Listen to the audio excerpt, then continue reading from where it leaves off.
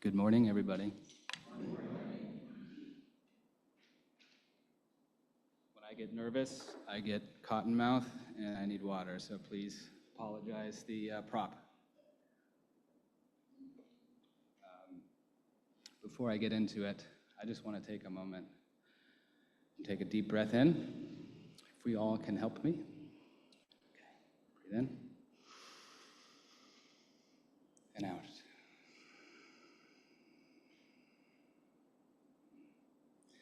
When I breathe with my brethren and my sisters, I know I'm not alone. I come to you today. My heart is filled with gratitude. I have a life unlike anything I ever imagined. And I can thank my family for that. I can thank my church community for that. I can thank my own poor decision-making, and I can also thank the suffering that has found me along my path. They have all been wonderful teachers that have allowed me to remain hopeful, to remain willing to try to put one foot in front of the other, and to not lose all hope and faith in this world. So just wanted to say thank you all for everything. So I'm here to talk a little bit about my faith, which I find pretty funny because over about a year and a half ago, if you would have asked me, would I be sharing in front of a church, I would have laughed in your face. I have had a wonderful journey through trying to figure out what this is, what the experience of the universe is, my relationship to the Creator, to creation, and it has taken me all over the place. Really high highs, and I've put myself in very low lows as well. It started with my family, the high highs and the low lows, just like all of us. I had a very loving mother and father. They were deeply faithful. They had a deep faith in God of their understanding. We were raised Southern Baptist. I think there might be some others. I call it a recovering Baptist. That's kind of how sometimes I've introduced myself. But yeah, so that faith really spoke to my parents. It provided for them a level of certainty, a level of stability, and it was something really for them to latch onto. And now, why might that be something my parents would find attractive? Here this talk is rated PG for adult themes, just letting you all know. So my father was raised in a very abusive household. His father was a World War II veteran, and he did not get any healing from that experience. So when he came home, guess what he was able to do? He took that out on my father and his siblings and his mother. And he would beat them senseless, routinely, for the first 8 years of my father's life. And then at age 8, this man did the best thing he could do, and he left. And he disappeared, and he never showed back up in my father's life. And so for the course of his upbringing and through young adulthood, he was rudderless. He had nothing to guide him. His mother was destitute, had to barely scrape by to put shoes on the feet, all that kind of stuff.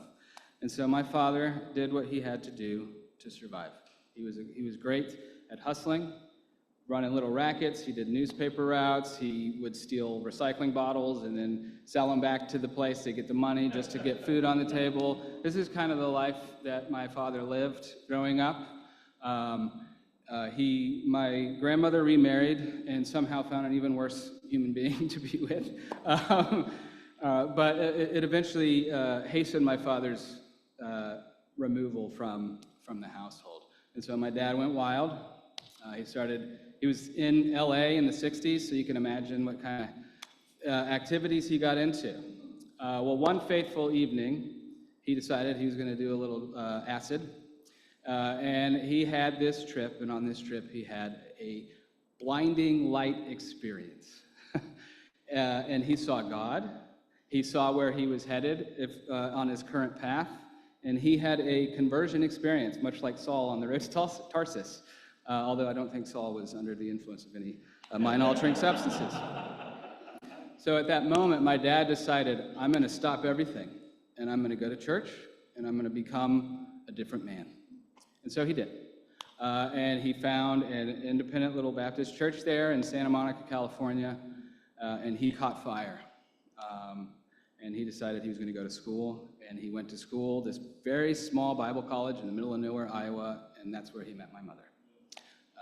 And so, unfortunately, mental health was not prioritized in those days. It was actually seen as a cracked science. And so my father did what any person would do under those circumstances. He did his best.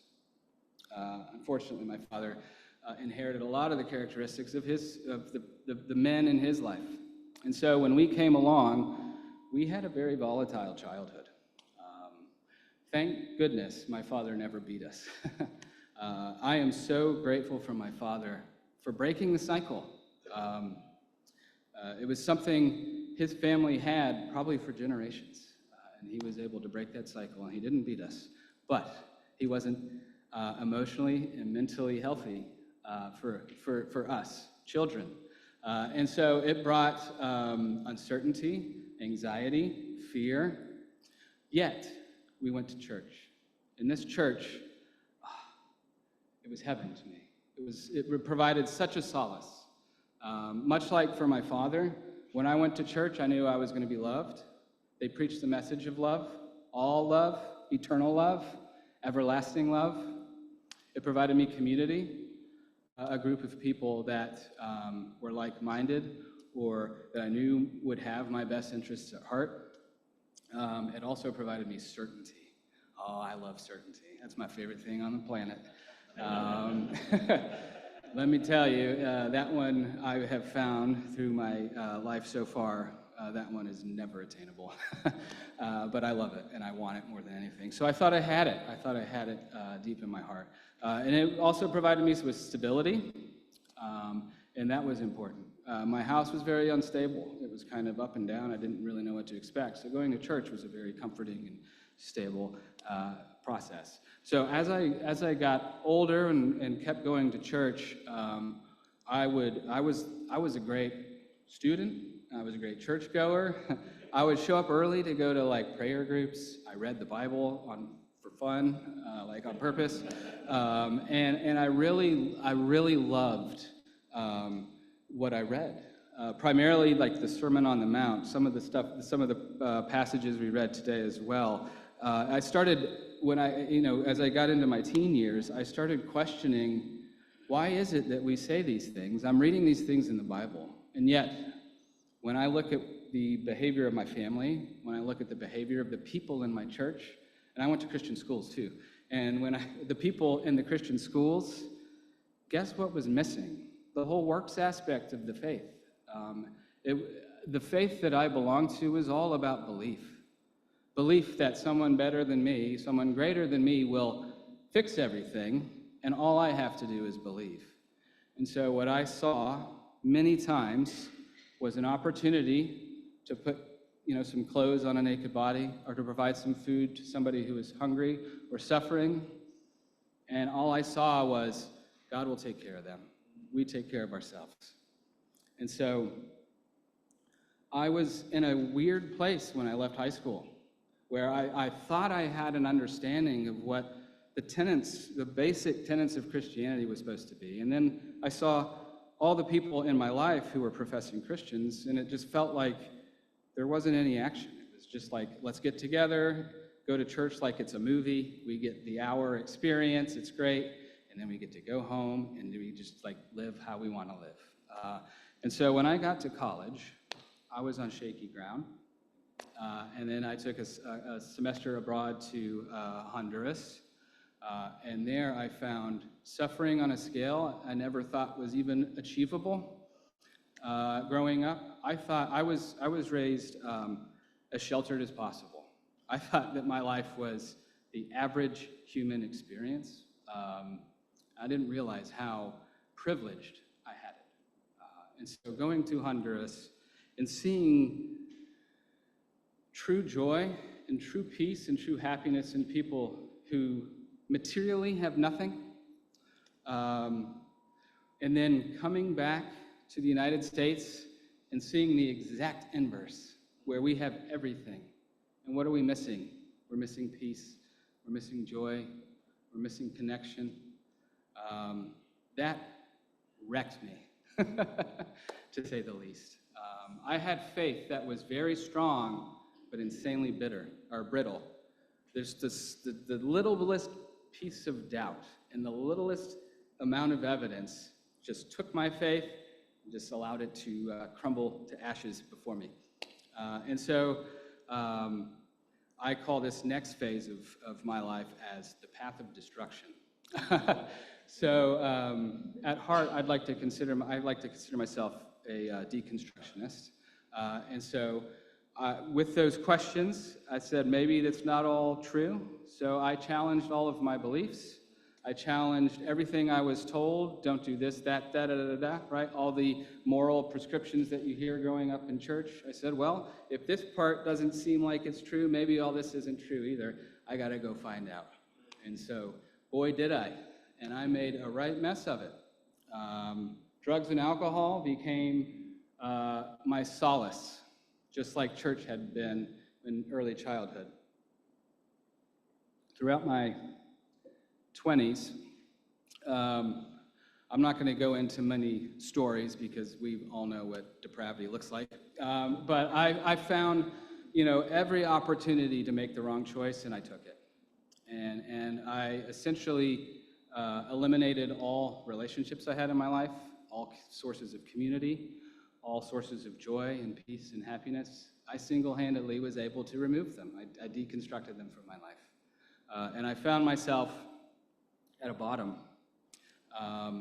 And it was in a moment of that bottom where, it got to the point where I would just want one drink, and then I'd end up blackout drunk and waking up the next day not knowing what happened. I had one thought, maybe I have a problem. Somebody sent me an email that was just a link to the AA website. At the same time I had the thought, like within a minute of each other, these two things happened. And so even despite my state, I thought maybe I should, pay attention to this. So I went to an AA meeting, and my first AA meeting was May 5th, 2010. I'd also proudly report that's my sobriety date. And so I didn't expect AA to work. I thought AA was for people who lived under a bridge and drank alcohol out of a brown paper bag, and I didn't do that. But I knew loneliness, unlike anything I'd ever felt before. Loneliness, it's hard to put into words, that feeling of loneliness. And when I walked into the rooms of AA, I was no longer alone.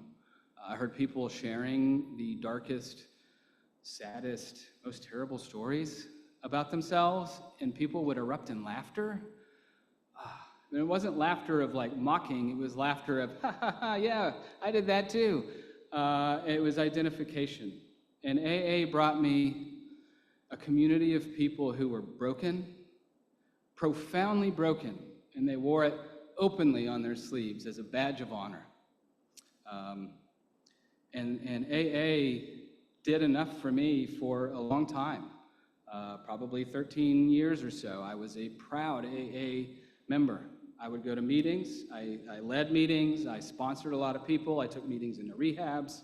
I did what we were supposed to do. I worked the steps, I had a sponsor. I was a good student of AA. And so what often happens in AA as people get their lives back through sobriety, I met my wife in AA, Allie. That's one beautiful thing it gave me. It gave me my relationship to my parents back. When Allie and I had our first child, the thing about AA, it requires, for it to really work, you really have to put in a lot of effort.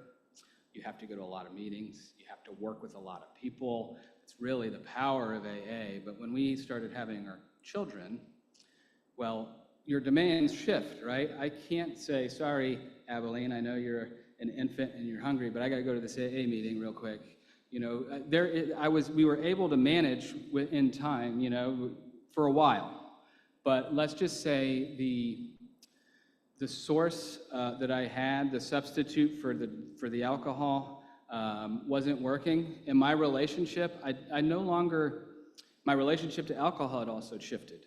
I no longer identified, that wasn't a large part of my identity anymore, being an alcoholic, because I had lived so much of my life not as an alcoholic. And so it got to the place where I just stopped going. I talked to my therapist, and we started talking through, you know, what is AA doing for me? And they said, well, if it's not serving you, why are you going? So I stopped going. But what I forgot to do is put in something a practice in its place. And so I would say from 2020 to 2022, I saw an accelerated destruction again. Thankfully, there was no drinking or drugs. It was all mental and emotional and spiritual. It was a spiritual decline. And I lost hope. That was the thing I lost in this one. So, you know, I think at the time, there was, you know, I think Russia had invaded Ukraine. And so at the peak, it was like bad news after bad news story after bad news story. And then there's plenty of doom scrolling opportunities out there. I don't know if you guys are familiar, but if you're interested, I could tell you where to go to doom scroll. But that became my pastime. And it made me a shell of who I was. I could not see how to change anything in this world. I did not feel love or joy or peace. And then I started realizing that my behavior at home was not what I wanted to be. I realized that I was not contributing to the house as much, you know, through, you know, I would usually, you know, help with dishes or cleaning. You know, I work from home, so I can do a lot of this in between meetings, vacuuming or taking the dishes out of the dishwasher, or just being present when my children are home, like being engaged and interacting with them. Those activities just fell away. And then one day I just woke up and realized that I'm behaving a lot like my dad. And that's really made me feel shame, I think, was the most profound feeling I felt. And it's okay to feel shame, as long as you do something about it, I suppose. And so in that moment, I turned, and thankfully in AA, it led me to a list of different theological and spiritual practices around the world. And I got introduced to Ram Dass and Richard Rohr and Thich Nhat Hanh and who else? Eckhart Tolle. And so, you know, in my AA practice, I was able to look at different spiritual traditions and incorporate them in my life. And then, you know, in this particular moment, I had a bookshelf full of books. Like, well, I don't know what I'm doing. I've got nothing. So I just turn and look. I'm like, I need something.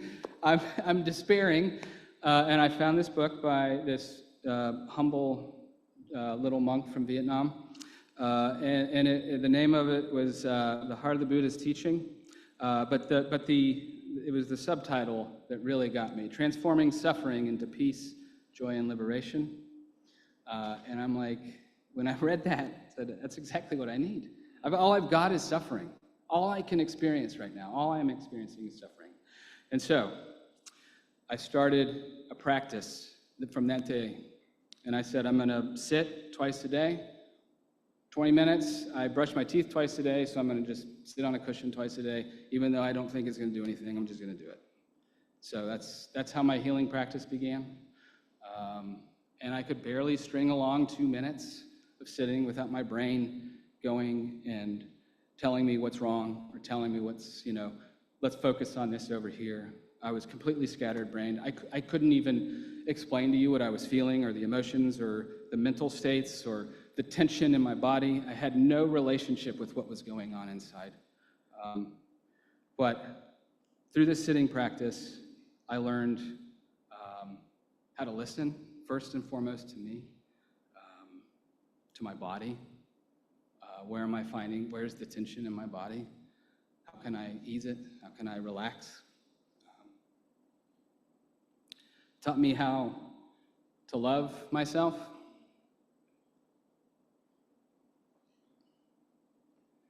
And I'm talking something as silly as breathing in, I thank you for my heart. Breathing out, I allow my heart to touch deep rest. It's very simple and small. It doesn't sound revolutionary or anything grandiose. But when you mean those words and you speak love to your body, it matters. What I have found, if I want to be loved for anybody, if I want to be peaceful or fight for peace or whatever you want to call it, it all first has to begin with me. So if I want to be peace, if I want peace in the world, I first have to have peace in me. And so this practice has taught me the importance of being versus doing. And so today, my practice is all centered around my being. How can I make my being, how I am, my mind state, my heart, my mind, etc., my body, how can I put them in unity? And then also, how can I cultivate the positive mind states? In 1 Corinthians, it talks a lot about chapter 13, it's the love chapter. And so we're talking about love being patient and kind and envious and boastful and arrogant, or not envious, boastful, or arrogant, rude. It's not irritable. And so that gives me like the guidelines. This tells me, this is what tells me whether or not I'm actually putting into practice what I'd like to think I believe. And so over the course of a couple years of practicing, it started with just my breathing, my practice. And in just a few weeks, I started noticing my responses to my children and to those closest around me softening. I noticed the tension in my body softening. And so a lot changed in those 2 years. And when I took care of myself, my being. And so in the summer last year, probably around this time last year, my daughter came to us, and at this point, I was just I would consider myself a practicing Buddhist. That's what I was. And my daughter came to us and said, "Dad, I love Jesus. I want to go to church, and I want you guys to come with me." And so when I first heard it, I went back to my childhood and the church that I thought was around, and I said, "Oh man, well, if I don't find her a church, then probably my mom will, and I don't want that to happen." And so I did what any millennial would do, and I asked ChatGPT what I should do. And I looked for, I put in my terms, progressive, liberal, and it spit out a list of denominations, and the one that I didn't have negative connotations with said Congregationalist on it. I'm like, all right, I'm gonna see if there's a Congregationalist church in this town. And golly, what a blessing that Pilgrim Church is here. I didn't know what to expect. So we decided to come. And the first message that Catherine shared was on community, the importance of togetherness. The second week we decided to come back, Catherine talked about her childhood friend from Vietnam who considered herself both a Christian and a Buddhist. I'm like, wow, that's interesting. And so we've kept coming back because the practice that this monk has taught me allowed me to be able to engage with this faith with a brand new set of eyes. I'm able to look at it from a different angle. And it has been transformative being back here. So what does my practice look like today? I guess we got to wrap up here, right? Sorry. So my practice today is really about love. How do I make myself in a position where I get to act out of love? And so I want to act out of freedom today. Not out of obligation, not out of fear, not out of anything else. But if I have the freedom to choose how I behave, then I can choose the right thing. I can choose love. I can choose peace, and I can choose hope. And that's my guiding principle today. Thank you for your time. Take care.